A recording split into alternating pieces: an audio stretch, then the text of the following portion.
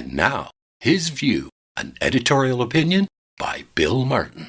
Honesty in community service seems to be at a premium these days, and when it comes to taking liberties with the truth, the independent MLA for Cumberland North is a master tactician.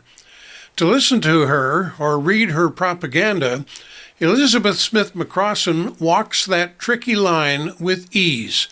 When she first offered for election, she presented as a breath of fresh air, someone you wanted to like, someone you thought was straightforward and sincere. But not long after her first election, the real Smith-McCrossin started to emerge. She did not seek to serve, she sought to lead. Despite her total lack of political experience, the rookie MLA jumped into the Tory leadership campaign with an air of expectancy, but without the chops to pull it off. Her 618 votes disappeared behind the three men that she sought to defeat.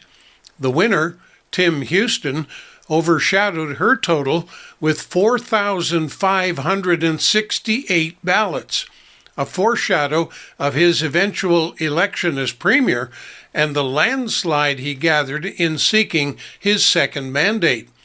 So failing so badly behind three men, and especially the man who became premier, revealed her somewhat hidden agenda of showing men how things should be done.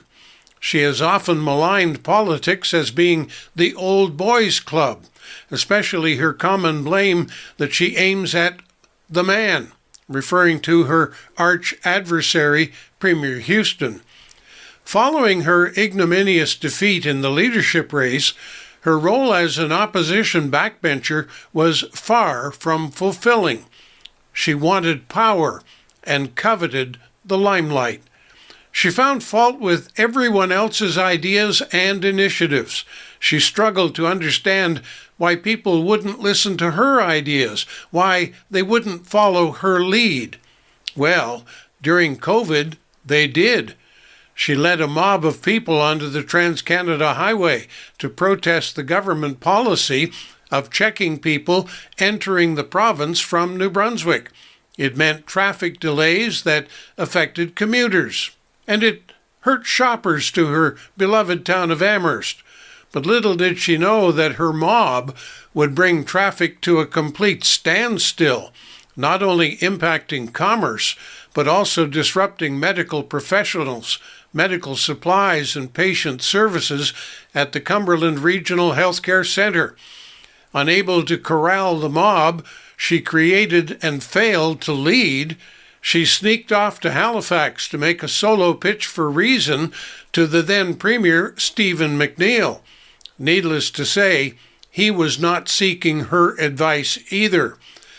It was bad enough that she put those wheels of protest in motion, but when it backfired, she denied her role as leader. And given what happened, well, she was right to say that she didn't lead, but she cannot deny it was her failed idea. This, she claimed, was why the Progressive Conservative Caucus sent her into exile. Of course, she had to embellish that to suggest it was the man who kicked her out. The caucus was responding to the ever-growing list of criticism, the constant premier bashing, and the never-ending tirade that she could fix it all if only they would follow her. Unfortunately for us, the Conservative caucus took the high road, and they refused to add detail for their unanimous expulsion of their former colleague. And Smith-McCrossin seized the opportunity in that void. She began her campaign as being the leader of a better kind of democracy. She built a following on pity and turned it into her personal campaign as the independent voice, her perfect democracy. Well, our democracy has always offered free speech, but when it comes to politics, it is action that speaks the loudest. Instead of working together with the other freely elected representatives, she stands alone on the outside looking in.